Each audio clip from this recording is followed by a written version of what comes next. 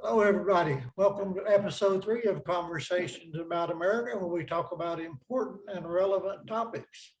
My distinguished panel is Jeffrey Deskovic, who is an attorney that was once falsely convicted and imprisoned. Robert Gonzalez, author of a book called Eagle's Claws for Freedom's Cause. Quinten Ford, host of a great talk show called Let's Talk. And if he makes it in, Michael Landingham, who ran for president in 2020, running again in 2024. So he might come in here in a minute. So welcome, gentlemen. Thank you all for coming on. Thank you, Thanks for Steve. having me. Good evening. Thanks for having us. As you know, we're talking about the Civil War. And before we get into the actual war itself, let's talk a little bit about what life was like between the American Revolution and the Civil War. And what it was like depended on who you were and how much money you had and what color you were. For example, if you were a white slaveholder, you had a big plantation probably with maybe hundreds or thousands of slaves to work on your cotton field or tobacco field or whatever. And if you was unfortunate and you were one of the black slaves, then you probably had a miserable existence. You lived in an old shack with a dirt floor and probably holes in the roof and holes in the ceiling, and you were treated horribly. So it was totally different for different people. So does anybody like to say anything about that? Feel free. Okay. Let's look at the election of Abraham Lincoln. And that was a big deal. Did you know that some of the Southerners considered him being elected as an act of war? Yeah.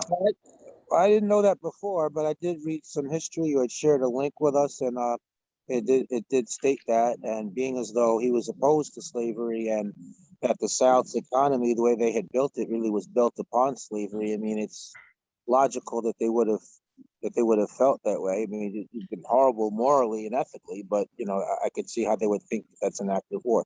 Yeah. And actually, it was, because it turned out to be, war. In order to abolish slavery. So they were right about that.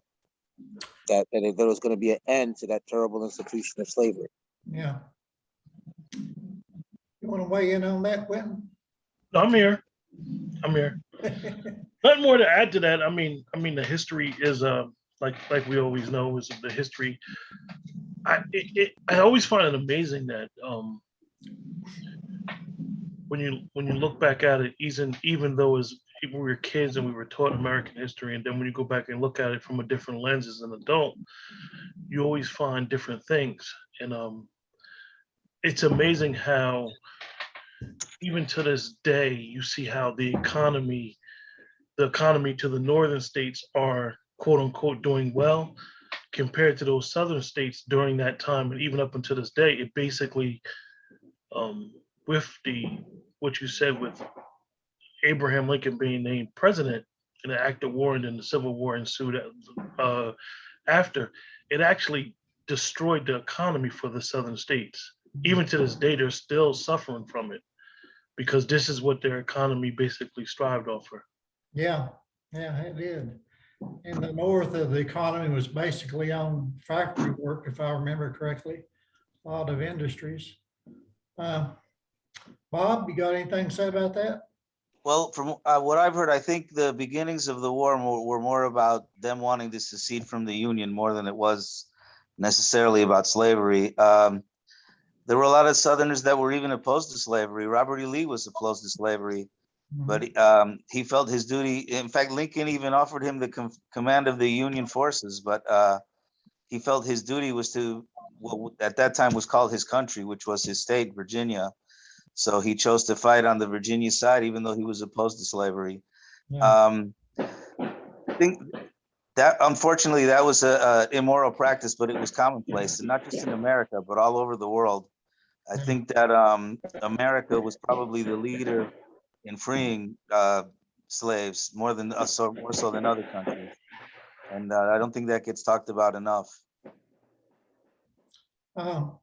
You know, there were some Southern politicians that were spreading the rumors around the South that if Lincoln was elected, that he was going to set all the slaves free and he was going to confiscate the lands of the slave owners. But actually what Lincoln ran on, he said he was not going to try to abolish slavery in the states that already had slavery. He just wanted to make sure the states that were added later on were not slave states. So, you know, that didn't turn out the way that some people thought it was going to, did it?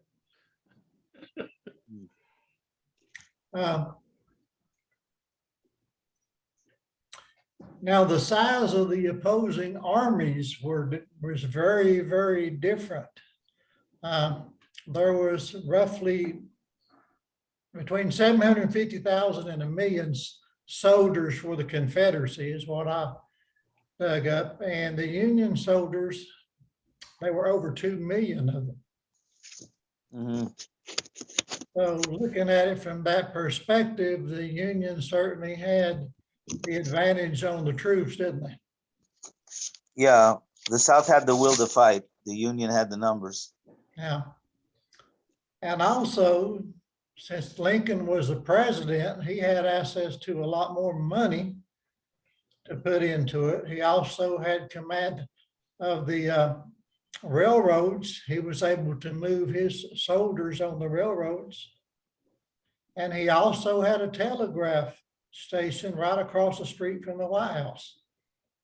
So he could send telegraphs to his generals. Are you other guys still there? Do what? So that was definitely a big advantage, wasn't it? Yeah, clearly. Are you okay? David, you're there. Yeah, I'm here. Okay, we missed out after the railroads. You cut out on me. Oh, did I? Okay, Yeah. sorry. I said Lincoln had the advantage of being able to transport soldiers, you know, around the railroads. And he also had a telegraph machine right across from the White House. So he could telegraph messages to the generals all over the country. So that was obviously a big advantage, wasn't it?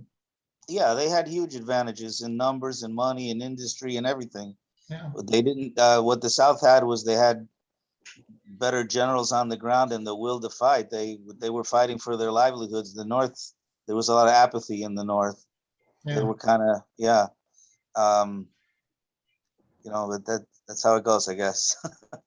That's an interesting perspective there, Bob. The South, they were fighting for their livelihood. And I guess you could say the Northerners were fighting on principle. You know, they were fighting because they knew slavery was wrong. Yeah. So do you think, but still yet, the Northerners had enough, whatever they won? And I'm glad they did. But it sure did make a lot of Southerners angry, didn't it? Yeah, for sure. I don't think the North, Steve, I don't think the North had a plan though. I mean, I think their plan was to win the war, but I think if you look at it, after they won the war, so to say, Yeah. they just left the South unoccupied. And it was basically, it has basically up until this time basically been, they won the war and the South just got left abandoned. I think this is probably, if you look back at it now, a war where it was won and it wasn't won for like occupation of a land, so to say. Mhm. It was basically won because, like you guys stated, because they felt as though they wanted the Southern states to become more part of the Union, and one of the biggest issues were slavery, but it kind of left the South hopeless, for lack of better words. I mean, I mean, I always think about their economy and how it's affected. And one of the things that I just did last weekend was I actually drove through the region. I just drove through Gettysburg last Monday. Did you? And when you sit back and you play the tape in your head, what you've read, and you go through these areas, you look at the proximity of some of even the quote unquote North and the South. I mean, look at West Virginia and Virginia. We were taught West Virginia and Virginia was broken up basically because of slavery. But when you look at it, in all actuality, it wasn't. It was just basically, this is where this, excuse the fireworks, I'm very That's close. okay. To We've all got them. I hear them outside my window. When you look at the proximity of some of these places, even in the state of Virginia, and you play the tape in your head, you realize how it really wasn't a North and a South fight like some of us may think it was. It was more of, like you and Bob and Jeff explained, it was more of the Union and the Confederacy. But the Confederacy, it was about state rights for them, but also they wanted the right to have slaves. So Yeah. You can't really say it was one or the other, and it was both. And also the Northerners didn't want slavery to extend to the West as more states were added, and that was the big thing for Lincoln. Welcome back. And probably if the war wouldn't have been fought, it would have. They were basically, as we would say, they fought the war for basically the fabric of the country, because, like you said, the country was expanding more west, and if let's just say, for me, I would just say the Southern thought would have got to the Western states, the Northern or the Union would have been in serious trouble. Yeah. And it was interesting that the war did not end on the same day for everybody. Yeah, actually, the last two battles were Confederate victories. Yeah. So on April the 9th of 1865 is when General Robert E. Lee surrendered his troops to Ulysses Grant at Appomattox. I'm not sure how to say that. Appomattox. Yeah, there you go. Thank you. Appomattox. But it was 16 months later before Andrew Johnson would declare a formal end to the conflict. Isn't that interesting? Yeah, one thing I wanted to add before we get off to another subject was, I think if Lincoln was able to live and finish out his life's work, he would have been more conciliatory to the South. I think that Andrew Johnson came in and had harsh policies, and he didn't have really a good personality to lead the country through Reconstruction. He was ill-tempered. He was like a mean-spirited kind of guy, and he was even impeached. I don't think any of those things would have happened if Lincoln had lived. Lincoln always wanted to be friends. He said we must not be enemies. And even before the war, he said to listen to the better angels of our nature. So that's a shame that he wasn't able to finish his work. I think things in this country would have been a lot better had he been able to do that. So overall, do you think his presidency made a good difference then? Lincoln's presidency overall, yeah, sure. He kept the Union intact. Slavery was abolished. Those were probably the two most important things. And it was still a successful presidency for sure. Jeffrey, do you want to weigh in on that? Yeah, I definitely think that we're better off for him having been president for the same reasons that Bob just mentioned. Yeah. Quinten, you want to add anything to that? Of course. I mean, everybody. What's funny is that I think Lincoln's presidency doesn't get his just due in American history. He's probably, if you look at what happened during his presidency, he's probably the most influential presidency ever. It's almost a shame, like Bob said, that his presidency got cut short. because it may have been a lot different after the war with him as the president, and even so forth. For his vice president was definitely not the nicest of guys, as Bob said. Yeah. Yeah, that Tennessee fella didn't do all that well, did he? Yeah. Uh, So what about Andrew Johnson? What do you think? Did he do anything good? Do you think? Do you think his presidency had any good qualities? Well, he was impeached, so I'm not really sure. The history books haven't been too kind to him. Yeah, he has that honor of being the first president to be impeached. Yeah. I wonder how his ancestors, not his ancestors, but his descendants, how they feel about that. I imagine that is a big embarrassment to the Johnson family. Sure. And I live in Johnson City, but it wasn't named after Andrew. It was named after Henry Johnson. He was, I think, a state senator or something or another. I don't even remember. So let's move on to Reconstruction. Now that was supposed to have been after the slaves were set free, and all of a sudden everything was going to be hunky-dory and we all live happily ever after. It didn't quite happen that way, did it?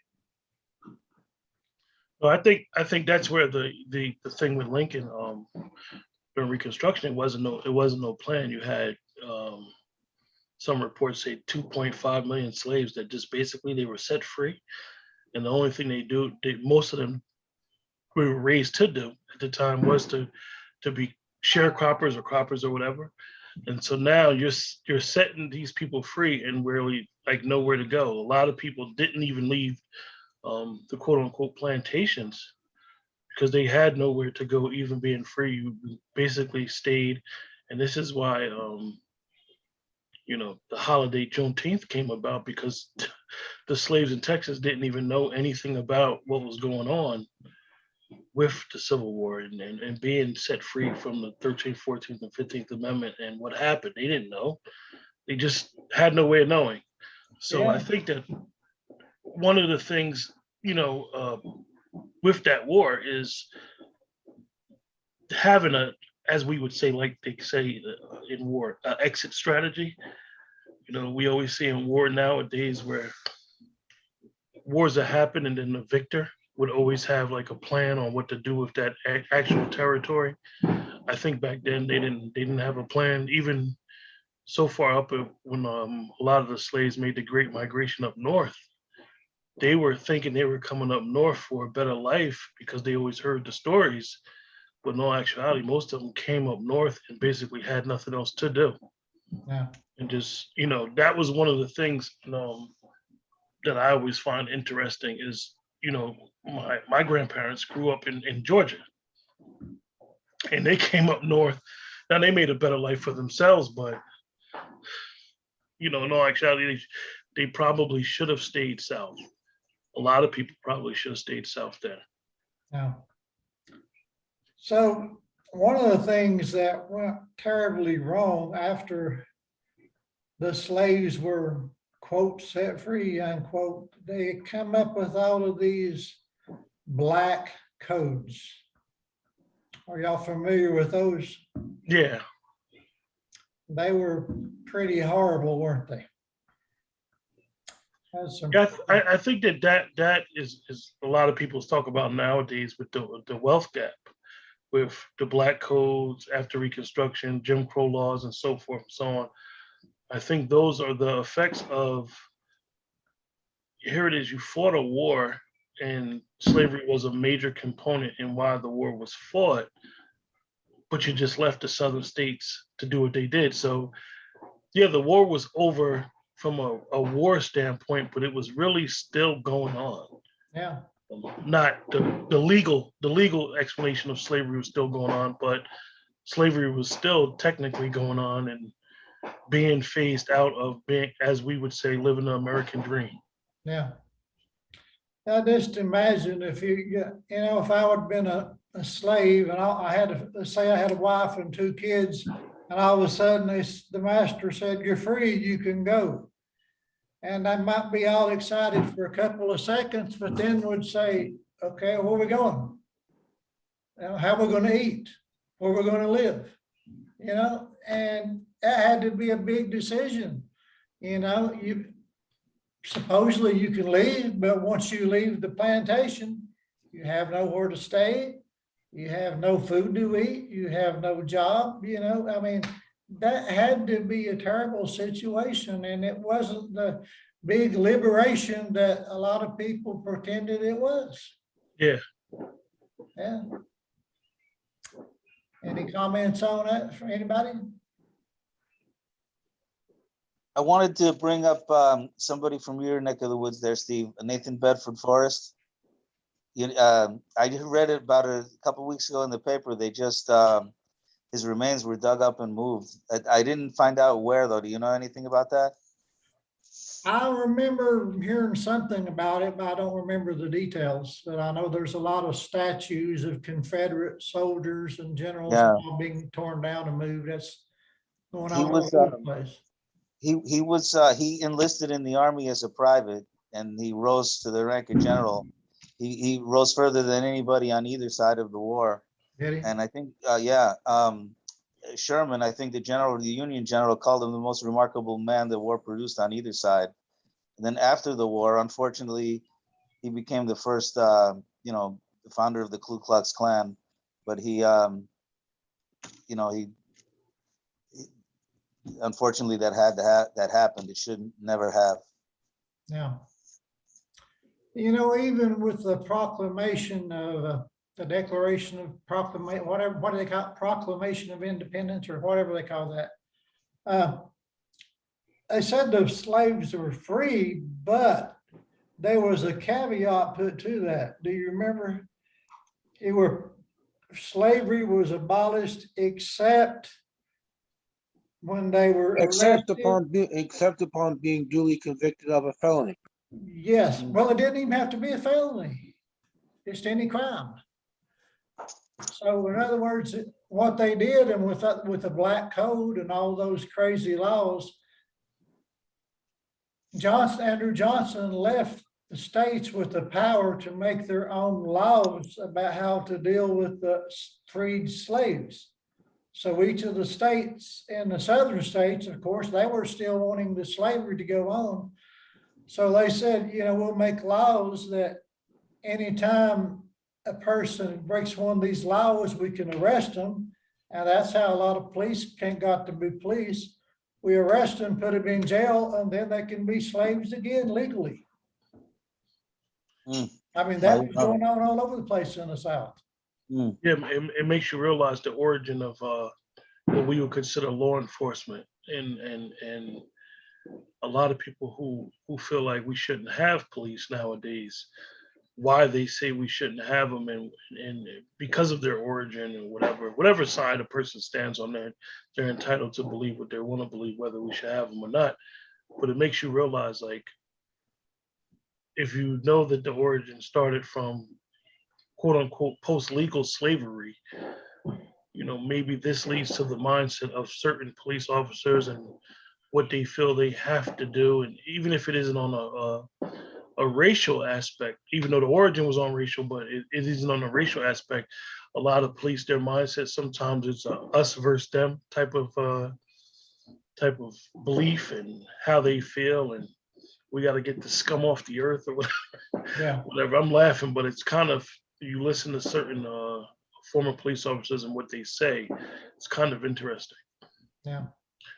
But one of the things, Steve, that I wanted to say was, even now with quote unquote everybody talking about the CRT, and I know Jeff could speak to it, how the Dred Scott case was so important during the Civil War during that time is because of the Supreme Court's ruling in the Dred Scott case. And this was kind of like the beginning, like this is why the Union really was like enough is enough with the South stuff. And even when people that believe that CRT should be taught in our schools nowadays, it's basically talking about the legal aspect of critical race theory. Critical race theory is really basically a legal thing. It has nothing to do with quote unquote education or whatever. And I'm quite sure Jeff, going to school to be a lawyer, he kind of had to learn these things. Yeah. Got any comments on that, Jeffrey? Yeah, well, I mean, that's that really came out like after I had gotten out of law school. But yeah, I do agree that it does have the legal foundation to it, and really it's there's been really a lot of low light type of decisions from the U.S. Supreme Court overall. I think even Plessy versus Ferguson, the separate but equal decision, which was, eventually, overruled by Brown versus Board of Education. And I think that, the correctness of that decision, and we see the implications and, after effects of that, now we're as a country, we're in a much, better place in terms of racial integration and that certainly wouldn't have been the case, with the had Plessy versus Ferguson continued. But you think about, how they could even decide that case in that way. There's been a lot, and really since then, it's been really a lot of low light decisions and exalting of proceduralisms over substantive justice, where the format or the form of legal proceedings is given much more importance as opposed to the accuracy or correctness or justice. Even in terms of how the court even decides like what cases that they're going to hear, it's not even so much about justice for the individual litigants, but they look into, well, is it basically worth our time to even hear this case and make a decision? Is this going to make laws clear? Is it going to harmonize decisions? Is it going to make things clear throughout the country? And that's looked at, given more weight than just what's on the line for the individual litigants in a case. Yeah. So I guess that's a good point too, Jeffrey. The Supreme Court has such a big backlog of cases. They have to try to get through things quickly, don't they? Yeah, they do. I mean, I wish that the emphasis would be more on, when someone appeals to them, then if the losing party down below, that's who appeals a case. I mean, if their claim is correct, then I feel strongly that the U.S. Supreme Court should accept those cases and, make sure that they end up in the right way. And too many times that's not the case. It's just for whatever reason, the case doesn't really hold the appeal to the U.S. Supreme Court. Well, no pun intended, hold the appeal. It doesn't really strike their fan. They don't think that there's really a good enough benefit, to the rest of the country beyond the individual litigants. I mean, that's something that I would really like to see changed. Yeah. So Jeffrey, is it a totally different legal system behind the scenes for blacks as it is for whites? Are they two different sets of standards? Yeah, absolutely. Yeah, absolutely. I mean, race is intertwined with the justice system in many ways. I mean, one of the ways it shows itself would be in sentencing disparities. You have a black defendant, black defendants often get, much more severe sentence than somebody white on the same charge, and even similar fact patterns. So it is as far as sentencing, and then certainly we see racism intermixed with the death penalty. If the murder victim is black, then the defendant is much less likely to get the death penalty. I mean, just similarly, a black defendant is more likely to be sentenced to death than somebody who's white. So yes, then also to throw a few more stats in there, black people are 7 times more likely to be wrongfully convicted of murder. They're 3.5 times more likely to be wrongfully convicted of sexual assault. So race intersects in that way. And another aspect of it is selective enforcement. And when you look at people who are, arrested and prosecuted, just for drugs, it's most of the people that are arrested and prosecuted for drugs are minorities, but it's not because there's more prevalence of usage of drugs. There's just selective enforcement. So that's another aspect of, race intersecting with the justice system. Yeah, good point. Any comments on that, Bob? All that's true, and unfortunately, sometimes it works because of cases like that. Sometimes you have the opposite effect on these high-profile cases. Like I remember the O.J. Simpson case. Everybody felt like he was let go, and when he shouldn't have been, probably because of the stuff that Jeffrey's saying. They overcompensate the other way. Yeah. Yeah, I mean, I think also the way that the O.J. Simpson case is perceived, has a lot to do with the race of the viewer. I mean, most white people thought that he was guilty, and a lot of minorities felt like he should have been found not guilty. So, I mean, even the way that case is, is perceived. Look at, the Central Park Five, for example. Now, there were people that were exonerated by DNA testing, and the actual perpetrator, a serial rapist, confessed to the crime, and the DNA matched him.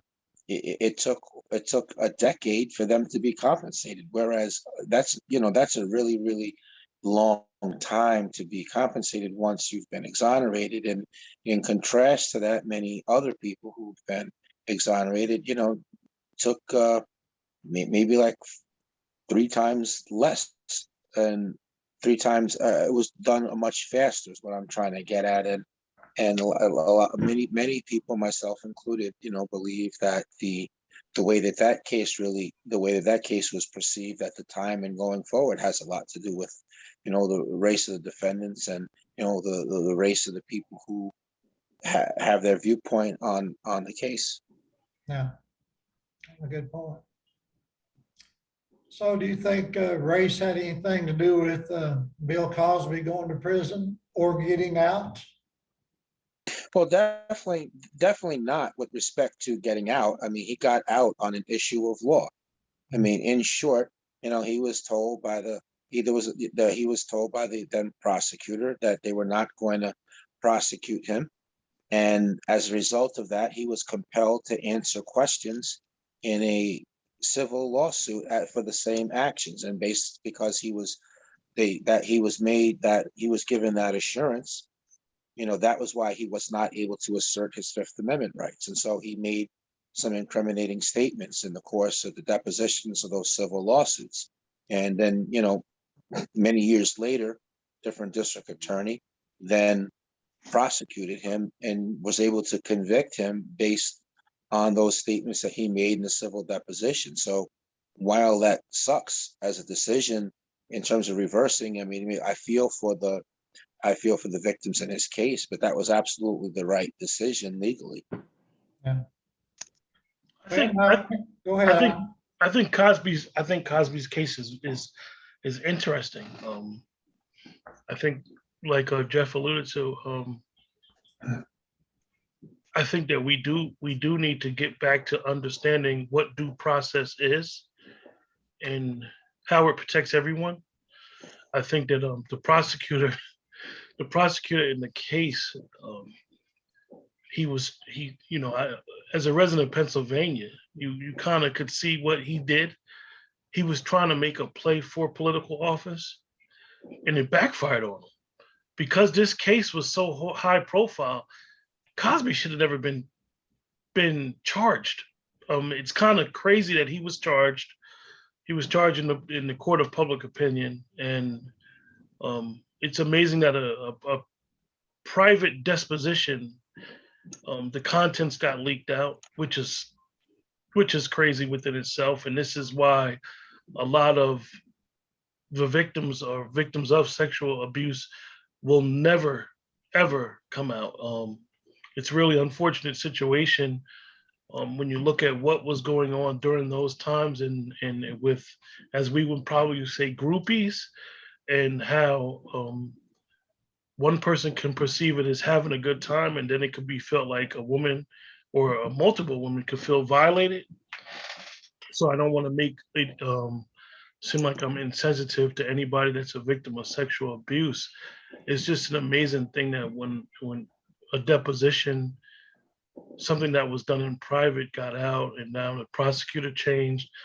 The old prosecutor became the judge. The whole thing is like really sad that it happened that way and it affected people's lives. I really believe that the prosecutor who tried Cosby said to himself, maybe I can get him convicted and maybe he could pass away before he can get his conviction.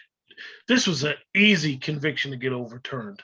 I mean, Supreme Court probably seen this in Pennsylvania, was like his Fifth Amendment was violated. I mean, this is a slam dunk overturned case. So like I said, I think that in American cases, I think sometimes we get too caught up in the sensationalization of the case and not the letter of the law. And understanding that when someone's rights are violated, right or wrong, we have to stick to the letter of the law. And that is the one thing that justices have to always do, and not get caught up with. And I know a lot of times people look at decisions and be like, well, why do they make a decision this way? That's because they're interpreting the law and they're going to try to stick to the letter of the law. And it ain't about how we feel. And sometimes we're caught on the emotional ride and be like, he's a monster. All these women can't be lying. He need to go to jail. Yeah, I mean, at the end of the day, all that's fun and dandy, but we're talking about a legal argument and a legal situation. And if his rights were violated, everything after that is like thrown out the window. Yeah. So I want to just piggyback and add one other thing. It's possible that, that prosecutor was, just waiting for, Bill Cosby's clock to run out, so to speak, and pass away. You are completely correct. It was an easy overturn, but an alternative view to that might be that maybe he was thinking that the court itself would just get caught up in the sensationalism and uphold the conviction, even though it was supposed to be overturned. So when you look at, as of a few days ago, when I looked at the National Registry of Exonerations, which catalogs exonerations that have happened in this country from 1989 forward, we're up to 2,805 exonerations. When you read the case summary of those cases, there were plenty of red flags along the way, and yet courts did not reverse the conviction. By the average length of wrongful imprisonment is 14 years, and it's typical that by the time somebody is exonerated, their appeals have long since been denied. And I mentioned that to make this point, which is that having the law and facts on your side, is really only half the battle. I mean, the other half is, are the judges actually going to follow the law? Are they really going to critically look at a case, or are they going to just rubber stamp deny it? And too many times they rubber stamp deny it. So it's possible that, the prosecutor was thinking that the courts were going to just rubber stamp deny Bill Cosby's appeal and keep the conviction preserved in that way. Yeah, it is. Like Jeff said, it is amazing, that they looked at his case. When you think about it, from 2018 to 2021 with the pandemic, they don't usually look at cases this quick. This is a very quick case and a turnaround. It's not normal that 3 years goes by. Like usually it is at least 10, 15 years, and most people will cop a plea or cop a plea and get resentenced, or either get out and it's a partial overturnment or whatever. He got a full reversal. And many I think the people fact don't. that he's rich and Many people. famous had anything to do with that? I do. I think that his being famous had something to do with it, and I also think that, the fact that he had several lawyers. I mean, working for him. Lawyers who were good. Frankly, I mean, many of us can't afford private lawyers, and there is another way that there is a two-tiered justice system. It's not only race; it also has to do with class and socioeconomic status. Yeah. What's the old saying? Justice is for those who can afford it. Something like that. Yeah, there's that, and there's justice is just us. Yeah. Yeah. Just us poor folks. Or the statement, capital punishment, right? Them without the capital get the punishment. There you go. That's a good way to put it. Now, did they teach you that in law school, or did you come up with that one on your own? Uh, neither. I've read that, but that wasn't part of my official education in law school. I wish I could claim credit for originating that, but no, that's a saying that's you can read, and I've read it. Yeah. Anybody got anything else to add about the Civil War or the Reconstruction? I'll add a little about the Civil War. Robert E. Lee never referred to the North as the enemy ever. He referred to them as those people, even enemy soldiers. They were always called those people. And he said at the end of the war that military education was the biggest mistake he made in his life.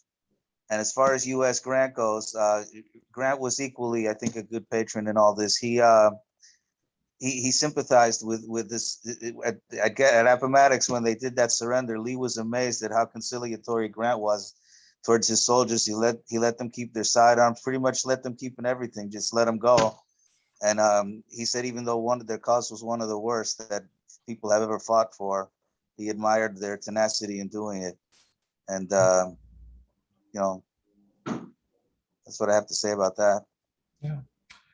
Let me bring up one more question before we wrap it up, and let's talk about Juneteenth. Quinten, you mentioned Juneteenth, and a lot of African Americans in the United States don't really think July the 4th is their Independence Day. Would you like to comment on that? Well, I think it's more of understanding that some Black Americans ancestors were still enslaved during the quote unquote Independence Day, which really should have been July 2nd, is when they signed the agreement.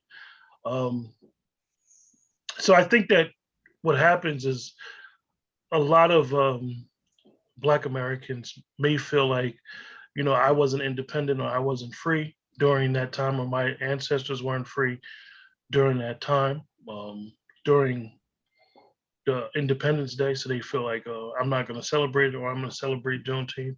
I think that my personal belief, if you choose to celebrate it, you choose to celebrate it as an American. And that's one of the biggest things, is that we're always evolving as a country and as people. So we're always getting or learning more information, and we shouldn't celebrate this, we shouldn't celebrate that. Even speaking when Bob was speaking about Robert Lee, I'm always amazed that these Confederate statutes were still around. I don't really have an opinion, or a bad opinion or a good opinion in regards to the statutes. I just always, I never like most people, I never paid attention to those things. As a kid, and I always bring this up, as a kid, I was a big Dukes of Hazzard fan. So I knew the car was named after General Lee. But my grandfather, being from Georgia, he never said, you shouldn't watch the show. He never said anything. Why the elders never said anything? I don't know. I don't know why they never said anything. I think that we do need to be upset and proud of our history as Americans. I think that it's not, I think it's more of like, it's like the black eye. You have a black eye, but you don't want to put nothing on it. You don't want to ice it down. It's a black eye. You still got to put ice on it. You still got to realize you got some scars, but you should, I think that one of the biggest things in our country that makes it so diverse and why it's so divisive is some of us aren't proud of our history. One of the young ladies that I host a show with, Steve, and and Jeff and Bob don't know yet, one of her famous statements that she makes, and her family, half of her family were never slaves. They were born in Canada. They know their history, their lineage all the way back. But one of her favorite statements that she makes is Black trauma, white guilt. And if you ever talk to her and get her to explain in depth what she means, is you'll see that a lot of Black people are traumatized, and some rightfully so, of what happened. And then you have some people who would consider themselves, and I say this with all due respect to anybody that considers themselves white, some people that will say white and I'm guilty, or I feel guilty about what I did. And in all actuality, we need to really look at race in this country a little bit different, and how other countries look at race. It's more of a tribalism thing. In America, it's more, no, it's Black, white, or Black people of color. I think that's we need to do a little bit of research and understand that even within what we consider the white race or whatever in this country, some nationalities weren't even considered white. I mean, it's a good book that I've read a couple of times called White by Law. And it talks about how some of the Irish Americans weren't considered white at a certain time, and even some of the Italians weren't considered white at a certain time during this country. And I think that the more that we understand what was going on during Reconstruction with the Black codes, Jim Crow, how the North was basically opening up the country to foreign immigrants and getting a lot of the European immigrants to do some of their quote unquote labor that the southern states were doing slavery, which was by law illegal. And the northern states were getting European immigrants. They were influxing the immigrants and basically giving them what we would consider cheap labor. And it's amazing how this has always been a major divide in this country, and it's all about capitalism, labor, and building the wealth. So I think that's interesting. I didn't mean to take your question too far, Steve. And Oh, that's okay. I think that we should all be proud of where we live at, and proud and upset with some of the things that have went on. Yeah. And I can only wear this shirt one day out of the year, guys. So, you know. July the 4th is the day.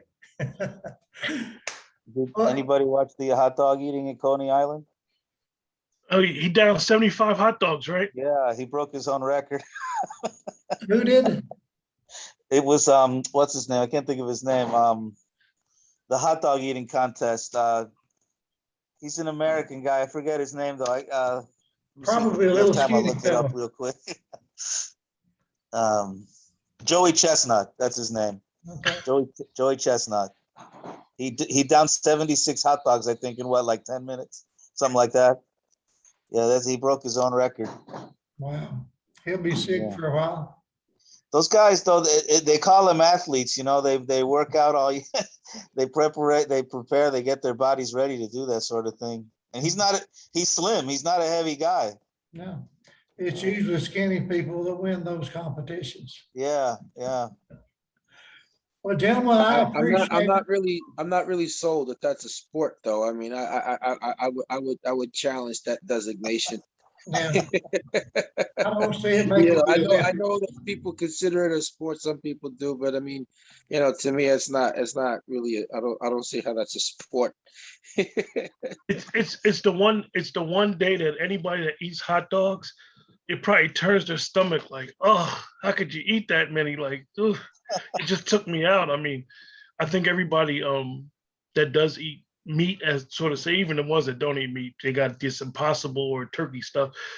I think everybody likes a good hot dog, but on this day, when you see that news flash pop up on your screen, you're like, makes you want to hate Nathan's hot dogs because they sponsored it. Well, fellas, thank you for being with me this evening. I've enjoyed our conversation. All right, Steve. Thanks for having me and us. Thanks for having me, Steve. Thank you. And you're invited back next week. If you're interested, we'll be talking about the civil rights movement. So that should be an interesting conversation. Sounds good. All righty. And All right. Thanks for tuning in to Conversations About America. Please tune in each and every Sunday evening for your weekly dose of educational entertainment. Gentlemen, thank you very much. I appreciate it. Happy 4th, and I'll send you all a link to this probably in about 30 to 45 minutes, okay? All right, All thank you, right. Steve. Take Thank you, care. Steve. Take care, gentlemen. Thank you. Goodbye, fellas. guys. All right.